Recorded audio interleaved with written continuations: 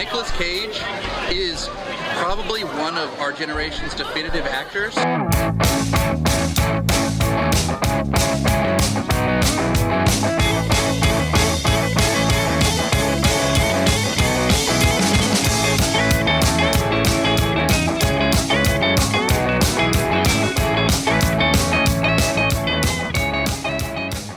Hello and welcome to Cage Fighting. It's your main man Andy Gillard here. Hope you're all keeping well right now. Hi everybody, Matt Guy here. Hope you are all splendid. Greetings and salutations. You need to all strap in for this one because this is a corker. Hello everyone. I predict history is about to be made. I'm not going to tell you why, but history is about to be made. In Cage Fighting Pod terms, that is. Right, okay. I'm intrigued to know what to expect from this film. So we're here to discuss a film called Stolen from 2012. I'd never heard of this film before. Am I the only one, or is this brand new to both of you as well? I'd never heard of it. No, I'd never heard of this one. Complete news to me. It looks and is in that time frame of he'll do anything for a quick buck, I think. So it was just one of those. It just passed me by. Yeah, absolutely no clue. The poster for this film is the most ridiculous, nondescript, straight to DVD looking thing I've ever fucking seen. It's appalling. Like, go on to IMDb right now and look at this and tell me that is not definitely going straight to DVD. And just like a vanilla DVD as well with no extras. Like, it's going to be £4 in a bargain bin before you know it. This film. So it's starring, obviously, Nicolas Cage, Marlene Ackerman and Danny Houston.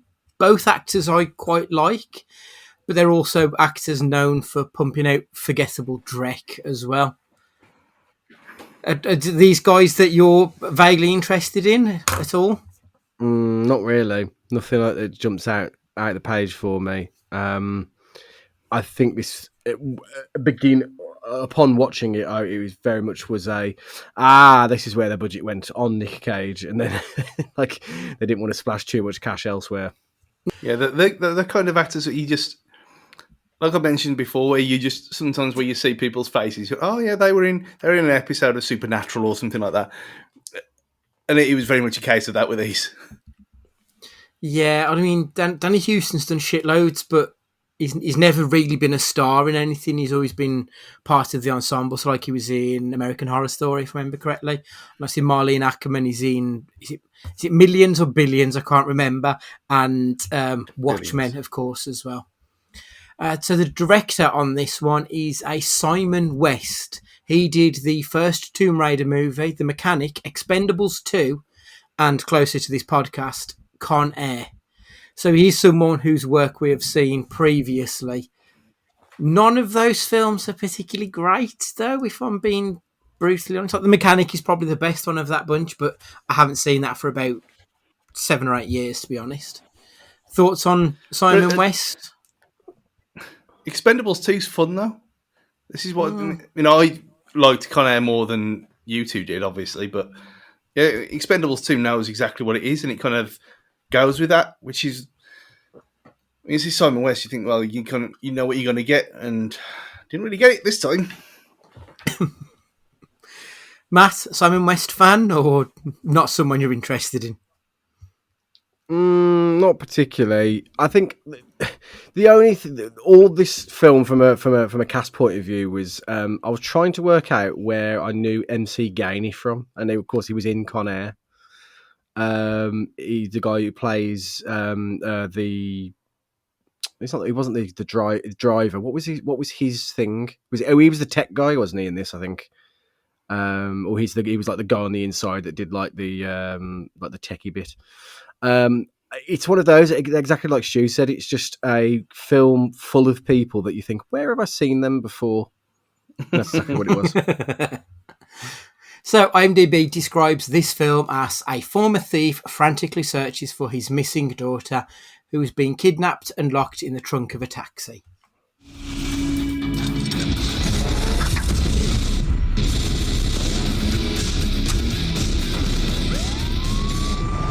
Put your hands in the air! On your knees. When did you get out? I missed you, Will. It's good to see you again, Riley. I dropped by Allison's. What is she now, 14? You look like your mom. I have to go. Hello? Hello, Will. Vincent? I want my share of the $10 million that was going to change our lives. There is no cash. That daughter of yours, she grew up real nice. Where is she? Your former partner has kidnapped your daughter and is holding her in a cab. I'm not being played by you. I want to talk to her now. I want to hear her voice now. This all depends on you. To save his daughter. There's no way you can steal $10 million. This isn't your life anymore. I'm running out of time. He has just 12 hours You don't think he's telling the truth? No, I do not. to steal $10 million. Fire alarm just went off at Parish Community Bank. I want this guy nailed. Your father abandoned me. I'm going to make him pay for the both of us. The film begins with a 3-minute intro sequence that would not have felt out of place at the beginning of an episode of Diagnosis Murder or something from the 90s. And to be honest, after seeing the intro, this is like the most 90s film ever as well. I don't know why, it had proper 90s vibes to it. Like, so you've got Nick Cage, Marlene Ackerman, and there's this other dude who is the most generic 90s man I have ever seen, with his weird noodly hair with highlights. It was fucking appalling. But yeah, they're sat in this van. They're waiting for a call so they can go and do a bank robbery, not realising that Danny Houston and the FBI were laying in wait. The annoying thing straight off the back is it reminded me of an episode of Cage Fighting we did where I kept referring to someone as not Marlene Ackerman, and for the life of me I couldn't remember what episode that was. But it was Left Behind, because the daughter looks like a malnourished Marlene Ackerman. So, as Cage, my first sorry, mate. My first note is this will be where we differ, where you can start to put together the pieces of where my first note is funky ass music to start, and I liked it. That was my first note. I loved it. Like the start of this movie, I thought was great, and like the music made it out like I was watching something like Miami Vice or something. I don't know. It was just, it just had this really weird music over the top of it, where it's almost taking the piss out of itself from the very start. I mean, if this had started in 4.3, you wouldn't have questioned it, would you? No, not at all. So, as Cage and the generic white guy break into the bank, the FBI make their move, only to realise that they're not in the same bank. There's a bit of dissension as well between the generic white guy and Nick Cage. The generic white guy wants to take more than the $10 million that they had originally planned on stealing. And whilst they're escaping, the generic white guy punches an old man, then pulls a gun on him. There's a bit of a scuffle between him and Cage, and that's when the generic white guy gets shot in the leg. In trying to be the ethical crook, Cage gets left behind and the police arrive, giving him chase. It's not long before Cage runs out of road and Danny Houston arrests him. But not before Cage does something with the money. And what that is, we don't yet know. 20 minutes in, I didn't think that was a bad opening, to be honest. Matt, you've obviously nailed your colours to the mast early doors on this one. Big fan of the start then? Well, yes. Yes and no. One of my pet peeves in film is an incompetent heist. It really, really annoys me because, and this comes down to my love, I think, of Reservoir Dogs and the importance of being a professional outfit if you're in that racket. And these are not. I don't know how they've ever got to the point where the top FBI agents in the country are after them, because they seem so much like bumbling idiots. They don't know what they're doing. They don't know the first rule of like a heist. You know what the score is. Don't fuck about with it. Just get in, get out. There was no need for him to beat up on that old bloke. He just screamed of unprofessionalism, and it really annoyed me. Yeah, I did enjoy the start. I would say, though, as the film goes on, they do establish that the FBI are just as fucking hopeless as the film goes on. So I think there's a little bit of that. Stu, opening salvo, what do you reckon? It was all right. Other than when they were talking in the back of the van, which I think or you said it could have been the 90s and it could have been in 4.3 ratio. I liked the little chase. I thought that was all right. That it was probably where the budget went. But again, my observation at the end of it was there were a lot of strange, stupid decisions in this film, and beating up the tramp or wherever he was because he saw their face. I mean, who listens to him anyway? Who cares? Just get away. And this was the first of what turned out to be many, many, many silly things that happened. But yeah, I mean, it was at this point it was what it was. I wasn't bored. I thought, well, this is just another one of these 2011 Cage films we just going to have to sit through for a bit. But yeah, it was all right. That's fair. So the film picks up 8 years later. Cage, in this, his name is Will Montgomery. He's been released from prison. He picks up a stuffed toy, just like he did in Con Air. I'm presuming it's for his child because it's not really explained. And then he gets picked up by Danny Houston, who is Harland in this movie. Harland asks about the money and tells him that the generic white guy from the start has died. Montgomery gets to his daughter's house. She hands him a letter which was dropped off for him. They start to talk. Montgomery gives his kid, Alison her name is, the teddy that he'd bought. She's an ungrateful little cunt. She isn't interested in talking at all. And she immediately, she hasn't seen him for 8 years, and she immediately jumps in a taxi and just fucks off elsewhere. Montgomery then goes to visit Riley. That'll be Marlene Ackerman. She's working in a cop bar after being a former crook. Incredible. Whilst they're catching up, the package Alison gave him, that starts to ring, and it's Vincent. That's the generic 90s white guy. The one who everyone is saying is dead. He's coughing his guts up. I'm going to wager on this that he's not going to make it to the end of this movie. Vincent is working as a taxi driver now, and he just so happens to be the taxi driver who picked up Alison to take her to her shrink appointment. Vincent tells Montgomery he wants the 10 million or his daughter will get it. Montgomery threatens to kick Vince's ass if he does anything to her.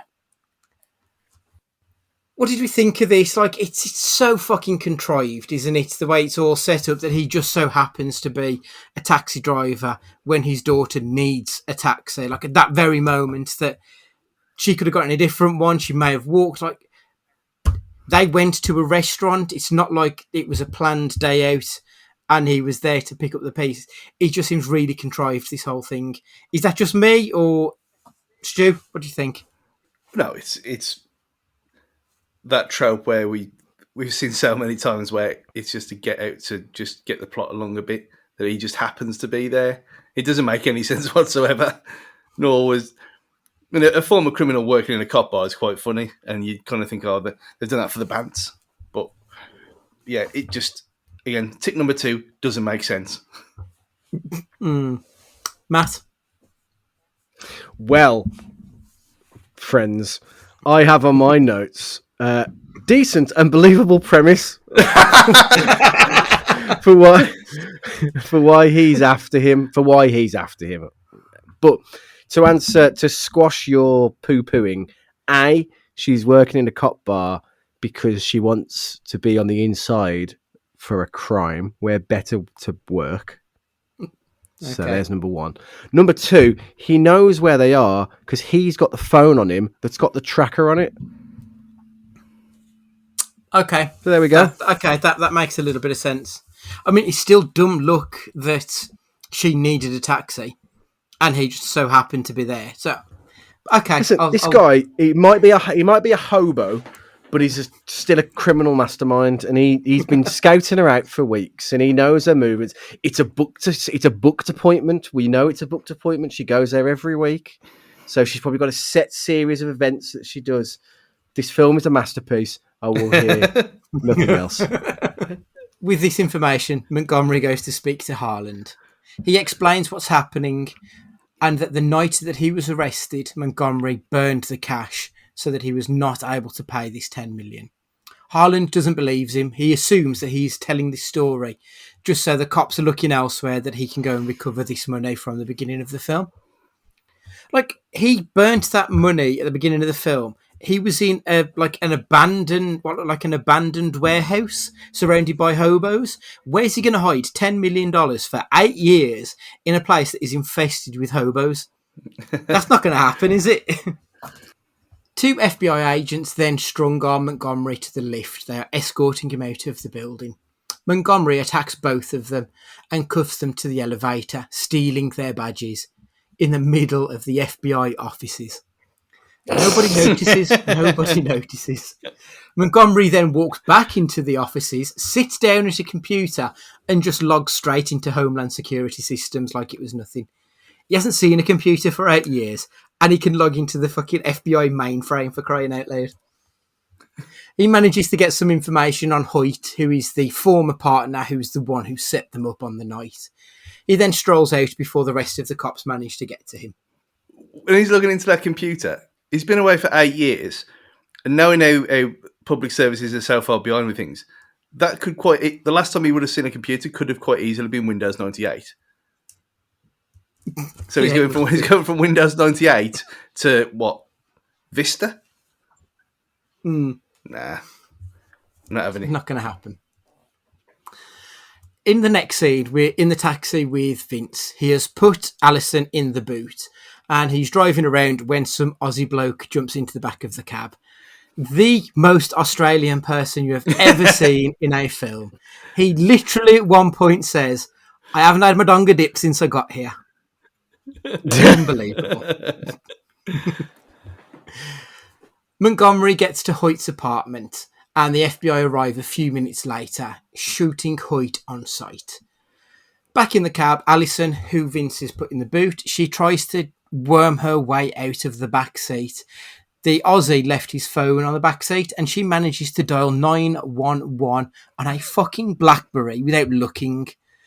Like, I can understand if it's on a Nokia phone, because they're obvious, but a BlackBerry, how are you going to know what you're pressing? But anyway, it's all irrelevant because Vince slowly puts the brakes on and the phone just goes flying across the screen and out of reach for the young girl.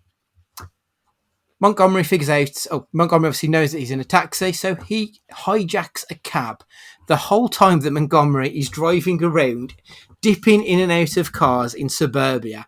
He's got a gun in the face of the cabbie, and he's not even looking at the road at any point throughout all of this. Back at Hoyt's place, Harlan sees signs that Montgomery might have been telling the truth about the kidnapping. Montgomery then gets caught again by FBI agents, and they're taking him back to base. He pops his thumbs out of the socket so that he can slip the cuffs off. This is now the second time that Montgomery has been in a 2-on-1 situation and beat 2 trained FBI agents and walked away easily. After telling Vince that he's got the money...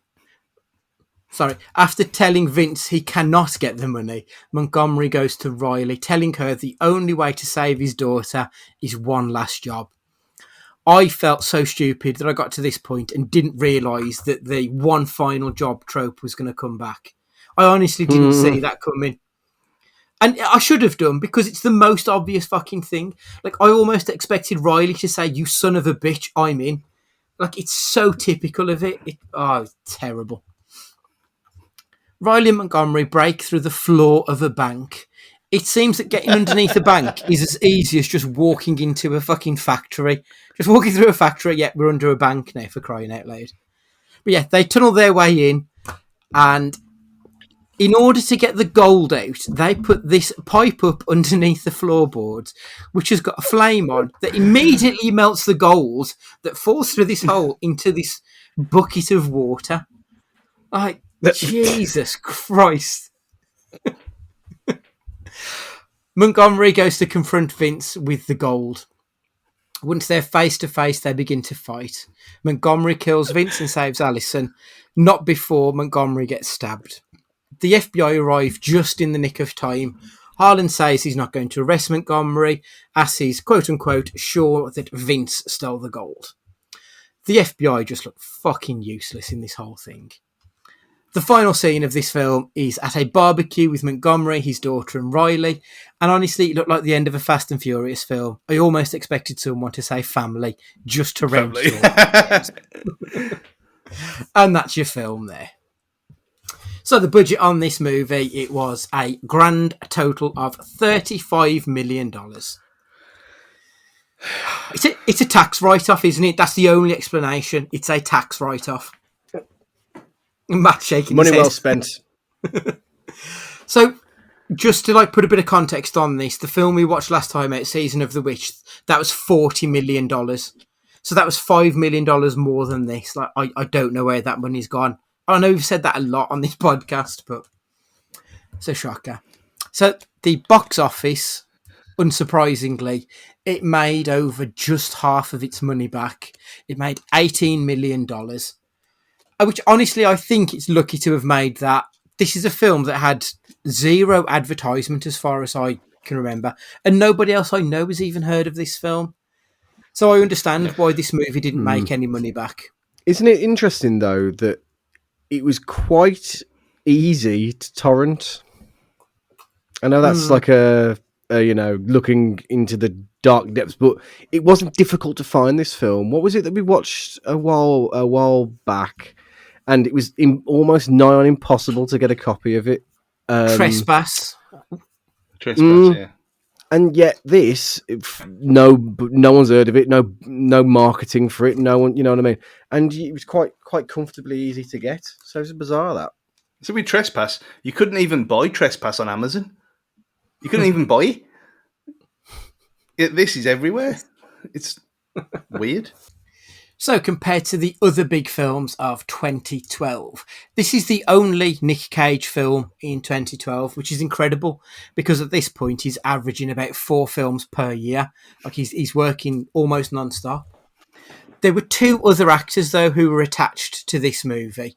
Strangely, 2 British actors, Clive Owen and Jason Statham. They probably made the right choices in not doing this film.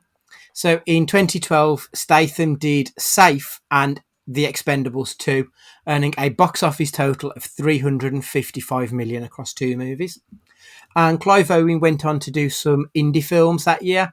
He starred alongside Gillian Anderson, Andrea Riseborough, Donal Gleeson, Aidan Gillen, and got to work alongside Indiana Jones co-creator Philip Kaufman. So they did the right thing in turning this film down, I think. At the Academy Awards that year, Argo was the big winner, and it's still a fucking disgrace that Ben Affleck didn't win the best director award at that ceremony. Ridiculous. So, before I give you the scores, I want you to tell me what you think it'll be. Out of 10, out of 100 for the critics and the audience. Matt? It'll be reviewed pretty poorly, and potentially justifiably. No, it will have. So Rotten Tomatoes 100 will be around 45. Amazon will be 4.5, as it always is, there or thereabouts, and IMDb will be 6.5. My prediction. Stu? It's being a bit optimistic, I think.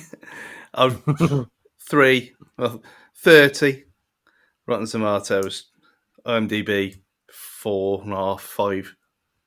Amazon speaks for itself. Yeah, I'd be shocked if this reviewed anywhere near average.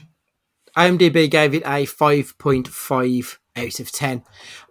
There was no Metacritic on there for some reason this time. Rotten Tomatoes audience score was a 34%, and the critical score was a 20%. There was only 20 critics who reviewed this movie, which is quite low for like some of the films that we've looked at. But yeah, 1 in 5 said it was good. And to be honest, there's only one review that was semi-good, and it was from Amanda May Maynick from Pajiba. She said, "It's a little hokey, but who cares?" That was the most positive review I could find on this film.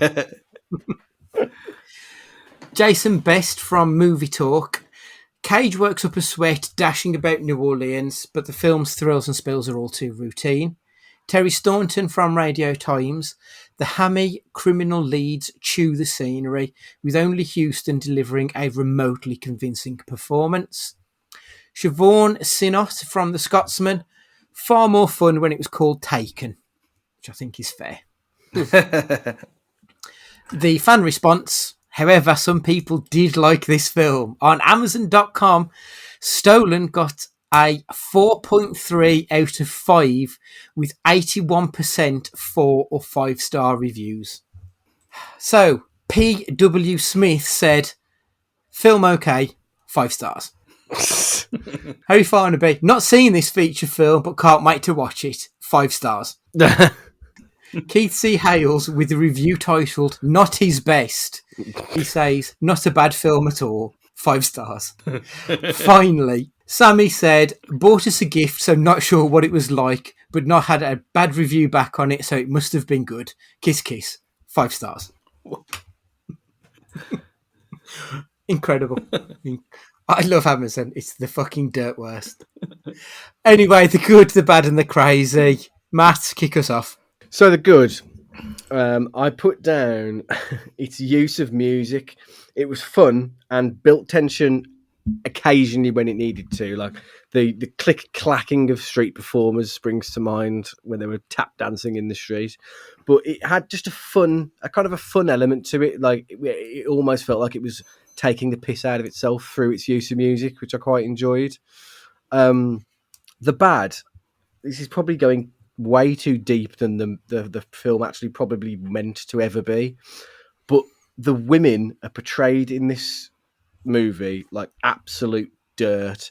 They're either subservient or they're just useless and can't protect themselves. There's not one strong female woman in this movie. They're either there to be an assistant or a barmaid, and not that those are professions that are to be looked down on, but they're only ever like the Nick Cage's accomplice. She's only there to be the decoy so he can get away. She doesn't, they're never exposed her as like the brains of the operation. There's an assistant that's only good for pouring sugar in the FBI's tea. The daughter is ridiculously stupid and doesn't have the first idea, and is completely helpless throughout the whole thing. The portrayal of women was really, really offensively bad in this movie. The crazy was the reincarnation of the American dream, Dusty Rhodes, at the dispatch base. Because basically the guy, he was just, I don't know what they were doing with that guy. He was just bizarre. Like, I know they were trying to make it a little bit funny, but all I could think of was the American dream, and it was just it was strange. Another crazy, though, would have been the invisibility mask that Nick Cage put on when he was running away from the FBI. And he puts on one mask, and then all of a sudden, no one can see him. Even though they've been chasing him for for ages. Like you mentioned, the taxi cab operator dude. Like, he was probably my only good in this film. I thought he was quite funny. Like, I wanted a bit more of him. And the Aussie dude from the cab. They were like awful fucking stereotypes, but I at least laughed, which isn't much. Like, I didn't have much of a reaction to anything else in this film, but they made me laugh, and that's something, I suppose. The bad, Marlene Ackerman, like, she's barely seen in this movie. The FBI come across as completely incompetent. They're always one step behind at all times. Like, they've broken a bank to steal gold bullion with 10 minutes notice. It's fucking insane. Does not make any sense. And like Matt, we've said before about us wrestling fans, we have to have a good suspension of disbelief. But my suspension of disbelief took a fucking beating in this movie. It crossed that line for me. It really did. And the crazy. So another peek behind the cage fighting curtain here. We were supposed to record this last week. And when Stu watched it in the build-up for it, he tweeted, I think it was like the weekend, he tweeted something about Stolen. I can't remember the exact words. And I thought to myself, have I watched Stolen? I couldn't remember a single thing about this movie. I had to read my notes to refresh my memory. It had all completely vanished. I didn't fucking know what this movie was. speaks volumes about what it is. Stu, what's your good, bad, and crazy, please? I mean, the good, the setting, I suppose, because you don't see many things in New Orleans that are not based on witchcraft and the purity of black people and that kind of thing. So to see a kind of action film, well, inverted commas, action film, nonsense based there was nice. And to see like the effects of what's happened there in the recent past as well, I thought it was a really cool idea to have something like that based there. It's stretching it a bit for that to be the good bit, but and the fact that it wasn't very long, that was probably a good thing as well. The bad, I mean, it's literally everything else. I mean, I watched it. This is one of the very few ones of these that we've done in the last year that I fell asleep and I had to rewind it because I was bored out of my mind. It's only 80 minutes long. Exactly. I put it on at 8:30 at night. I wasn't even tired. And it made me tired. It made me go to sleep. And there's a few things like where she's trying to claw her way through the back of the car seat. I hadn't seen that before. I thought that was quite a nice idea. But then she's blind dialing on a BlackBerry, like you've already mentioned, which is ridiculous. So that's ruined as well. It's just good ideas, just badly executed again. But there's so many badly executed things in it that it doesn't make any sense at all. And that kind of moves on to the crazy as well, because do you know what the actual melting point of gold bullion is? I was supposed to look at this. What is it? 1,064 degrees. And they managed to do that through the floor into a bucket and then pick it up and put it in a bag. So unless there's some magic in that water, you ain't cooling. For one, you're not getting anything that hot anyway and holding it up to the ceiling with the embers flying all over yourself and not burn your face off. And you're not going to cool it down that quickly in a barrel of water either, are you? So, yeah, it's just complete nonsense. Shit. So, Stu, did you enjoy the film? No, not at all.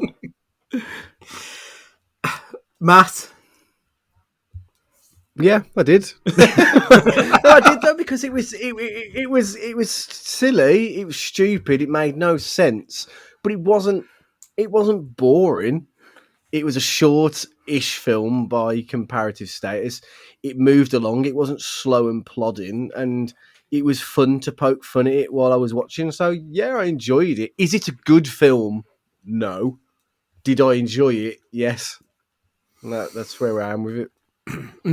Yeah, like in the moment it was fine. It killed 90 minutes, to be perfectly honest, but there was nothing of substance or worth to it. We've definitely seen worse though, but we've seen a hell of a lot better too. It did feel all over the shop though. 1 minute it was a crime thriller, then it was an adventure romp, then it was One Last Job, then it was a romantic action, and then it was a dramatic, and it was just all over the place, I think, for me. I think if I had to give it a star rating, it would be a 2 out of 5. Because it's not bad enough to have left a mark, but it's not good enough to have remembered either. Even only a week later, as I've already mentioned, like it's all over the place. So based on this film and this film alone, was Cage good or was Cage bad? Matt? As much as I want to say he was good, I can't say he was good. I think you could see that he enjoyed it. I don't think he put in a lazy performance. I just think that it's just an action film anyway. Like, I think I probably scored him as no for things like Con Air and stuff, which are infinitely better films than this. But no, I don't think I can give him like acting chops for this as much as I enjoyed taking the piss out of the film. Stu? Yeah, that's fair. He did have a lot to work with anyway, and he's not the worst thing about this by a million miles. There's a lot more things to slag off, but yeah, he's not. It's not even on the 49, 50 scale, is it really? It's just you can't really rate because he didn't really do anything, so it's got to be a no. I think it's a big failure of the script, but there was no character. Like, I don't know who Will Montgomery is, and that's as much to do with the script as it is to do with Nick Cage. Like, when we interviewed David Nell recently, he talks about how Nick Cage always makes a choice about his characters. And he didn't really with this. It didn't make an impact. So for me, I also think it's a bad.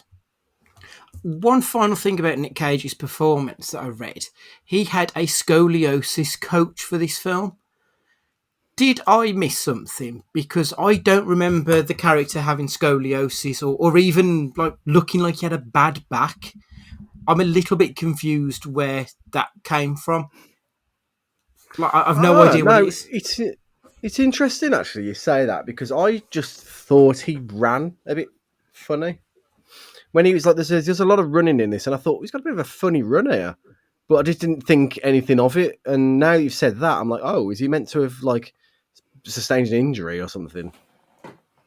So that was the character choice. He had scoliosis. It was never mentioned. It adds nothing, though, does it? Like, it doesn't even factor into anything to do with it, really. It must have been like another plot thread that was just completely abandoned late on, and they've just scoliosis might have been the reason he got caught, and then they've just changed their minds or something like that. That would have made some kind of sense, but who knows? Yeah. So, gents, I need you to finish the sentence.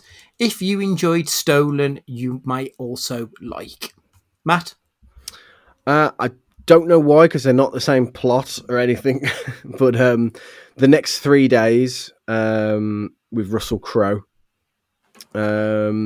basically it's an attempt to heist his wife out of prison, basically, and keep her out for a murder that she claims that she didn't commit. A really, really good, like, tension building movie where you kind of don't know where it's going, and it's a didn't she do it? Is it just blind faith with the husband, with the wife? And it doesn't have like much comedic elements to it, but it's just a really enjoyable film, and I think it's gone under the radar for a lot of people, and I think you'd enjoy it. Cool, sounds good. Stu? Nice and easy. Anything by Liam Neeson in the last 10 years. Taken et al. Yeah, perfect. For me, I was just going to say watch the trailer to Stolen, because it tells you the whole film in about 3 minutes. It's much better. But seriously, though, a film called Prisoners. It was recently on BBC One. It's Denis Villeneuve's first English language movie. Hugh Jackman's daughter gets kidnapped, and Hugh goes on a vigilante mission to get her back. You've got Jake Gyllenhaal as a detective, also trying to get to the bottom of it. Stars Melissa Leo, Viola Davis, Paul Dano. It's really good, hard-hitting film.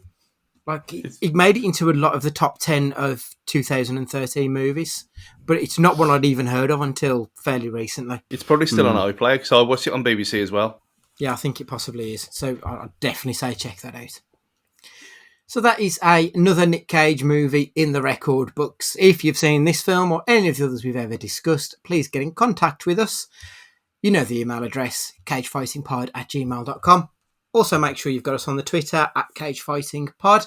This is where we'll put out our calls for your questions for future question casts. Obviously, you're listening to us on your smart device or laptop or whatever, so please make sure that you are subscribed. And finally, for this week, Matt, would you like to say goodbye? Take it easy, guys. And if forever you're kidnapped and you're in the back of a taxi and for some bizarre reason you're not hogtied, then what you need to do is take the light out and waggle your little finger through the brake light. That's what I read online in research for this movie. There you go. Goodbye. Cage fighting teaching you survival tactics. Brilliant. Stu, would you like to say goodbye? Who needs Bear Grylls here? See you later, guys. Try. It's goodbye from me, and remember, it's 9 inches and it reloads in 14 minutes.